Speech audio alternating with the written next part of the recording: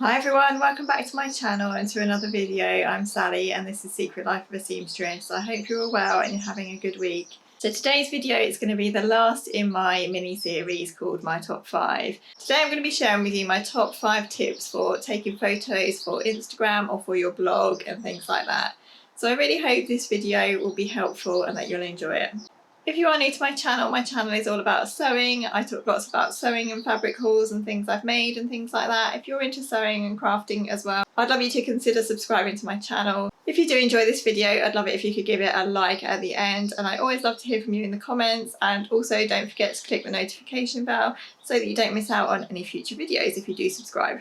Before I get started, just in case you're interested in what I'm wearing today I'm wearing an Ogden cami top. This is just a basic Ogden cami. It's made from a lovely ivory crepe fabric, and I'm just wearing it with my sunflower print sapphire trousers, which you can probably hardly see here. But this is a really lovely comfy combination, and we are actually having a really lovely hot day here today, so it's lovely and cool for the hot weather. So on to my top 5 tips for taking photos. So I just want to make this absolutely clear that I am no expert in photography. These are just tips that I've had to pick up along the way while I've been working on my own blog or working on my Instagram account or taking photos of the things that I've made. And it's also something that I've had to learn quite a lot about while I've been working on my Etsy shop as well, because obviously that involves a lot of product photography and making sure that your products are shown in the right light, at the right angle and things like that. So it is something that I've had to learn quite a lot about over the past few years. Of course, these are all my own tips. They're just things that I enjoy doing, and they're things that I find make taking photographs easier. So tip number 1 would be to try wherever possible to take your photographs in natural light. If you can't be outside, then it's always nice to take your photos against a window, or as near as possible as you can be to a window where there is natural light coming through. Weather-wise, it's always good to take your photographs on a bright day. Sometimes it's better to have a kind of overcast day where the sun isn't too harsh. If you had a really sunny day and you tried to take photographs, you often get that kind of grey light, and it can produce quite a lot of shadows as well. So I think an overcast, kind of dull but bright day is a really good day to take your photographs. One important thing to remember is never, if you can at all help it, take your photographs under electric lighting, because that will always give you a kind of harsh yellowish glow to your photographs, and it's really hard if you are going to be editing your photos to edit that kind of yellowish light out. So that's tip number 1, always try wherever possible to take your photographs in natural light. Tip number 2 is to use props. So I take quite a lot of flat lays for my Instagram and for my blog, so I'll often take a flat lay, say, of something that I'm working on, or a detail of a garment that I've made or something. And I always try where I can to include some nice props as well. So if it's a sewing related make, sometimes it might be nice to include a nice pair of scissors or some pretty pins or something like that, or maybe even some fabric scraps. And I just think that that makes everything look a little bit more pretty, but also it can bring a bit more personality into your photos. So I love flowers, and I love anything that looks vintagey or vintage inspired, or anything that I have that's vintage. So often I'll include in my flat lays maybe some flowers or some greenery or a plant or something. And I love to use my vintage inspired props and things as well, just because they're something of me, and they're things that I like, and sometimes it just looks really nice to kind of share all of those things together in one flat lay, and I think that looks really pretty.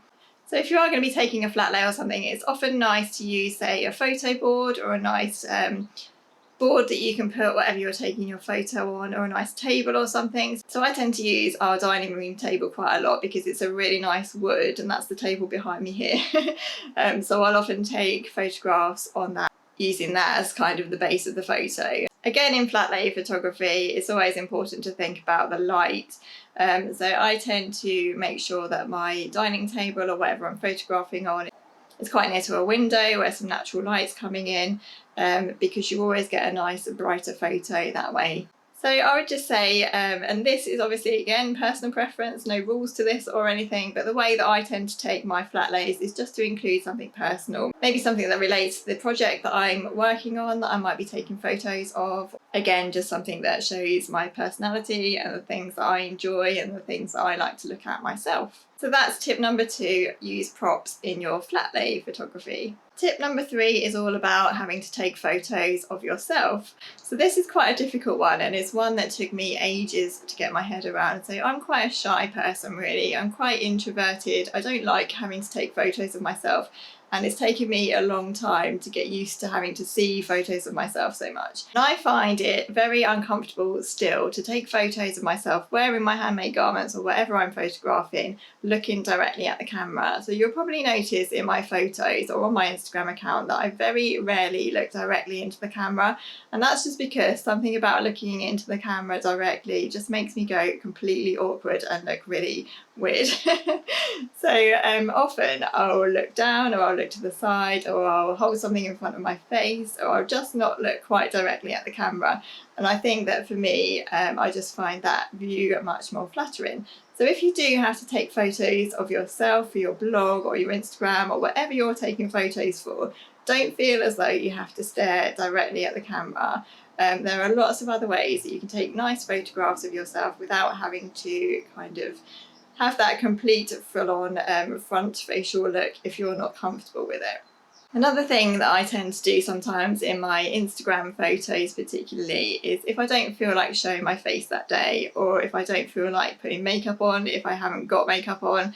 Obviously you don't need to put makeup on for photos, I'm not saying that at all, but I tend to because I feel more comfortable that way. But if I don't feel like doing that day and I need to get some photos done, I have been known to just hold something pretty in front of my face, like a bunch of flowers or a lovely book or something. And that makes for a really nice photo, in my opinion. And I think it just takes away from that kind of uncomfortable feeling of having to have your face in the photo. So that's just another option if you are a bit uncomfortable taking photos of yourself and looking directly into the camera. As I say, I know what I was for a long time, and it took me quite a while to get over that whole thing of having to take photos of myself and feel so awkward posing in front of the camera. So if you feel like that too, I hope those tips will be helpful to you.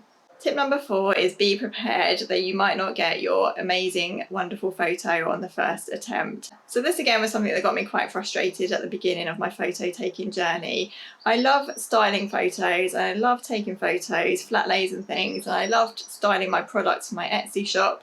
But often I'd have a photograph in my head, and I'd think that I'd just click the camera and that photograph would be perfect straight away, but often, or if not all the time, then that's not the case. It takes many different shots, many different tries, many different lighting experiments and things to get that right photo. So I think don't necessarily expect that the first photo you're going to take will be the perfect photo and the one that you'll want to use on your blog or whatever you're taking photos for. I have been known to take up to 90 photos before of the same thing before I got one that I was happy to use. So yeah, it really does take time, and that's something as well that's taken me a long while to get my head around. I'm quite an impatient person. I want things done straight away and I want them done perfectly. So I think I've learned now that I need to allow myself some time. Sometimes I'll just set aside. Sometimes I'll kind of batch up my makes if I've got lots of blogs to write or lots of things to photograph, lots of makes to photograph or whatever, and I'll just set aside a whole day or a whole morning or something where I can just get my camera out and take loads of photos and then just analyse them and see which ones are the best and the ones that I want to use. So don't think that if you see wonderful photos on Instagram that person's probably just snapped a photo and it's been perfect first time, because I think 99 times out of 100 that will not be the case, and it definitely hasn't been for me anyway.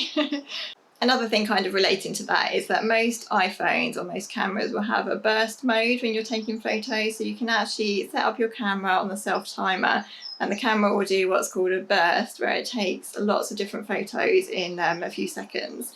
And that means that you can just move around while you're having photos taken, and then you'll get lots of different angles of whatever you're photographing, and you'll get yourself in lots of different positions as well, and that can be quite helpful, and it can save a lot of time as well, rather than just having to click the shutter or shutter release or whatever every single time you want a photo taken. Obviously, again, this is all personal preference and it's how you feel about the photos that you want to take and you want to share. You might not be so fussy as me about how your photos come out, and that's absolutely fine. But if you're anything like me, I have a particular style or an image or something that I have in my head and I want to get that right, and I have learned now that that actually takes time and I need to allow that time to get the good photo. So again, just think about what you want and how you feel about your photos and just allow time accordingly. Tip number 5 is don't be afraid to edit your photos slightly. So there are tons and tons of photo editing apps out there. There are loads of photo editing programs. I don't claim to be an expert in any of them, but I do use some. So I'm not going to go into how I edit my photos specifically here, but just know that it's okay to brighten up your photo, it's okay to crop things, you can straighten things up quite easily just using the photo editing option on your iPhone. So if you go into the edit option on the photo that you've saved onto your iPhone, you then have lots of different editing options there that you can straighten up your photo or you can brighten it up or whatever.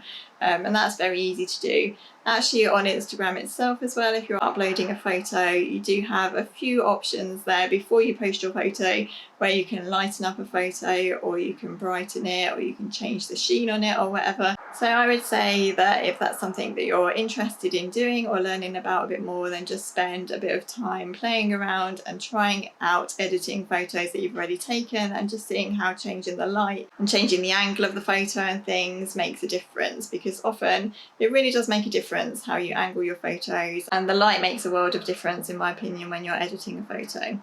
So those are my top 5 very quick tips for how I take photos for my blog, for my Instagram account and for YouTube occasionally too. I hope they've been helpful. Photography is something that I've learned a lot about over the past few years, and it takes time and is something that I definitely want to keep learning about because I do love photography, I love styling, and I love kind of getting an idea for something and making that happen. So it's definitely something that I know in my own sewing and blogging and YouTube journey. It's something that I'm going to keep learning about, and it's something that I really enjoy as well. This is something that I could definitely talk more about, so if it's something that you are interested in, then let me know in the comments below and maybe I can make another video. Or if there's anything in particular that you'd like me to talk more about in the future video, then do let me know. So even though this is the last video in my top 5 series so far, this is something that I'd really like to kind of carry on and maybe do another series about in the future. So again, if there's anything that you'd like me to talk about that I haven't covered in these few videos here, then do let me know in the comments below and I can add those to my list for future videos. Thanks so much for watching everyone. I'd love you to subscribe to my channel if you haven't already. Please don't forget to give the video a like if you've enjoyed it. I'll be back soon with another video and I'll look forward to seeing you then. Bye!